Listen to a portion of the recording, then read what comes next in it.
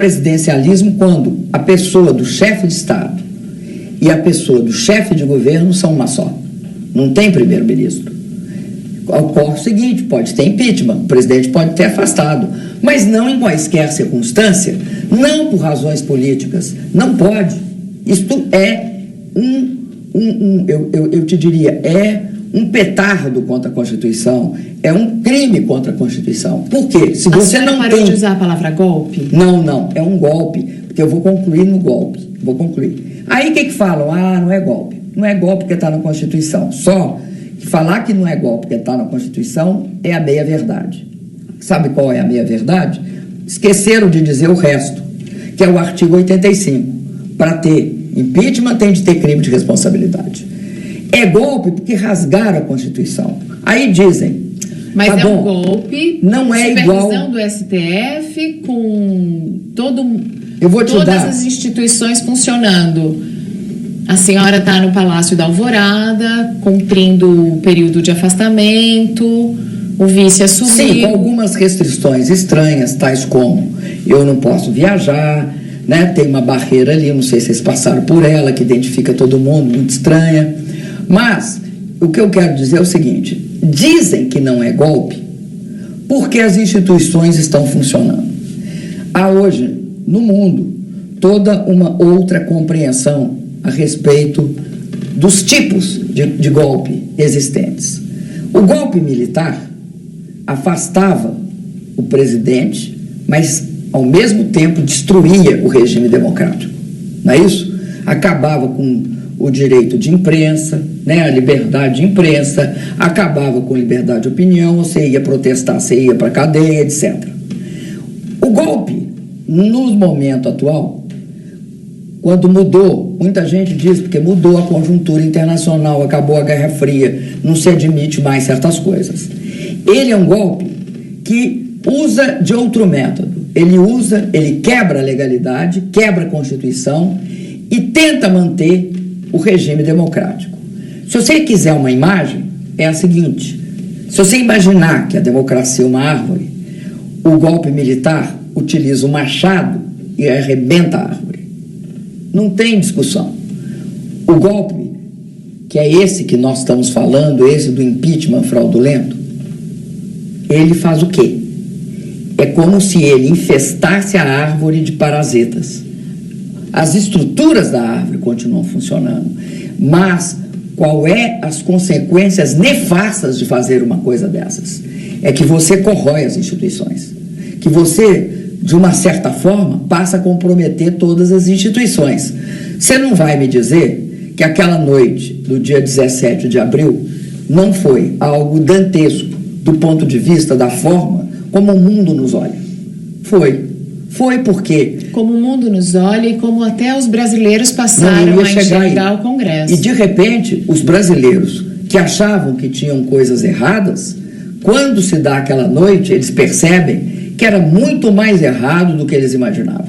Então, eu acredito que se a gente não tiver clareza que é golpe, a gente não tem as condições de combater. Aí eu te explico por quê. Eu irei até as últimas consequências para defender, não é meu mandato só, defender as instituições, porque a minha resistência faz parte deste processo de eliminar o parasita, de lutar contra o parasita. A senhora vai pessoalmente ao Senado na terceira fase? Nós ainda vamos avaliar, nós estamos avaliando o como será conduzido daqui para frente, porque você tem visto que há uma clara tentativa de reduzir a defesa.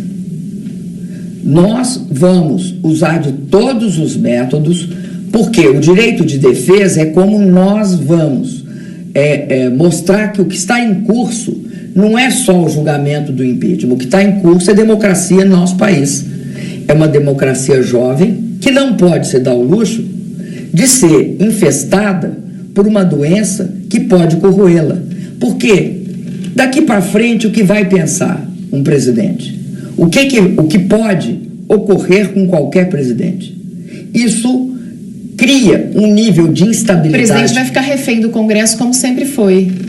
Não, ele não sempre foi. em algumas circunstâncias, com determinado tipo de Congresso, ele sempre foi. Eu acredito no seguinte, Mariana, o pacto nós fizemos, não precisa de estar assim escrito em artigos, mas a partir da Constituição de 1988, né, e da Assembleia Constituinte, mas da Constituição Cidadã, se fez um pacto no Brasil, um pacto por direitos, um pacto pelo sistema democrático, um pacto que garantiu autonomia das instituições, que criou o Ministério Público, os Ministérios Públicos, enfim, que estruturou a maioria das instituições brasileiras. Isso ocorreu. Eu acredito que esse pacto foi rompido. Ele é rompido e ele é desestruturado. Nós vamos ter de recompor. Nós achamos que ele é destruído com a aceitação de um impeachment com fraude. Um impeachment cujo objetivo não é propriamente, pura e simplesmente, os 6 decretos e Algumas gravações recentes sugerem isso mesmo. Isso. Não é, então, os 6 decretos, porque ninguém toca nos 6 decretos, você perceber, não toca na votação, não toca. E também não toca nas gravações. Algumas declarações falam em conjunto da obra e outras... Não, as mais claras dizem, vamos afastar, o governo tem de mudar para acabar com a sangria da investigação contra a corrupção existente no Brasil. E acho que tem uma outra razão. Não acho que é só essa. Acho que a outra razão é o seguinte. Nós não temos, nas últimas eleições, nós não tivemos a vitória do programa que está sendo implantado pelo governo provisório. Porque o governo provisório não tem voto para tirar a legitimidade para um programa de transformação no Brasil do jeito que eles estão propondo, que é uma redução imensa dos direitos individuais e dos direitos coletivos e um liberou geral em termos da economia. Ele não teria os votos suficientes. Logo depois da eleição de 2014, primeiro, pediram para contar os votos. Fazia tempo que no Brasil não se pedia recontagem. Segundo, falaram, não, é preciso uma auditoria na urna. Como as duas iniciativas deram errado, eles resolveram entrar no TSE para impedir a minha diplomação. Isso era dezembro, a eleição foi em novembro. Dezembro, eu não podia ser diplomada, não era posse, sequer diplomada. Perderam também. A partir daí, começa a chamadas pautas bomba. E começa a instabilidade absoluta no Brasil. Mas isso vai voltar ainda assim? Não, e aí eu vou te falar, volto, não tem problema não, faço toda a questão de voltar, é meu mandato. Não é uma questão que diga respeito a se eu gosto ou não de conviver com isso. Diz respeito a outra coisa, ao respeito que eu tenho de ter por 54 milhões de votos. Afinal, eu fui às urnas e eu não tenho de respeitar só os 54 milhões de votos. Eu tenho de respeitar os mais de 100 milhões que participaram das eleições. Mas como é que a senhora vai governar então, não só com o Eduardo Cunha de volta à presidência da Câmara, por exemplo, que é uma possibilidade? Olha, querida, o Brasil inteiro vê como muito negativo, e nós vamos ter, não é eu deixando de ir à luta que eu resolvo o problema do Eduardo Cunha. Não é eu deixando de ir à luta que o Eduardo Cunha é impedido de aprovar projetos que são contra o país. Não é eu indo à luta, deixando de ir à luta, que melhora a situação. Cada um de nós, se falar o seguinte, não, mas não tem jeito, eu vou ficar quieto, aí não tem jeito mesmo. Aí é que não tem jeito mesmo. Então eu quero te dar um exemplo internacional. Vamos sair daqui. O Obama, até a metade do segundo mandato dele... Estava com baixa popularidade. Não, ele não tinha aprovação, só tinha aprovação do Senado, não tinha da Câmara. Na metade do segundo mandato, ele perdeu o Senado e passou a ter, desde o início, um grupamento extremamente radicalizado chamado Tea Party. Partido Republicano. Do Partido Republicano, que impedia todas as iniciativas e que não aprovava nenhuma iniciativa. Chegou ao ponto de fazer o quê? Não dar a renovação do teto da dívida. Isso obrigou o governo Obama a fechar o próprio governo. Ele fez o chamado shutdown, fechou a porta do governo.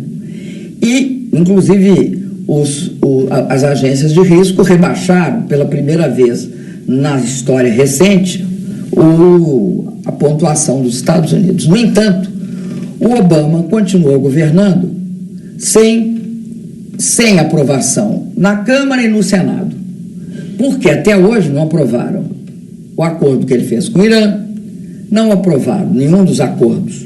O TPP, não aprovaram o TPP, que é o acordo que ele fez, o chamado Acordo Transpacífico Comercial, não aprovaram a sua volta de relações com Cuba. E aí é interessante, porque o pessoal parou aqui no Brasil de falar de Cuba no dia que os Estados Unidos foi lá e fez um acordo comercial com Cuba, passou a querer, que eu acho uma das melhores iniciativas do governo Obama, trazer Cuba novamente, acabar com o bloqueio. Então, eu acredito que e nessas circunstâncias, ele reverteu o jogo. Ele reverteu o jogo em favor, eu acho, do processo democrático. Agora, lá tem uma qualidade. Ninguém pensou em tirar o Obama, né? Ah, bom, pensar devem ter pensado, mas talvez lá seja um pouco mais difícil. Eu acho que talvez seja, assim. Presidente, a gente volta depois do intervalo para falar. Você tem razão, pensar. Para falar de política brasileira, para falar aqui do nosso país, para falar em como a senhora pretende voltar, como conseguir esses votos a mais no Senado, para ler as perguntas que vocês mandaram pelas redes sociais, usando a hashtag Mariana Godoy Entrevista. E eu acho que eu vou interromper a senhora mais um pouquinho, porque a senhora, quando começa, fala, hein? Ah, é verdade. É uma característica nossa, né, Mariana? Então eu vou provocar um pouco mais. Eles falam. Vou interromper mais a pergunta. Pode interromper à vontade. Então tá bom. Vamos conversar. Conversar. Isso, Talk vamos show. conversar. Depois do intervalo, mais talk, menos discurso. Agora, você só deixa eu concluir meu pensamento. Deixo tudo, sempre deixo. Até já.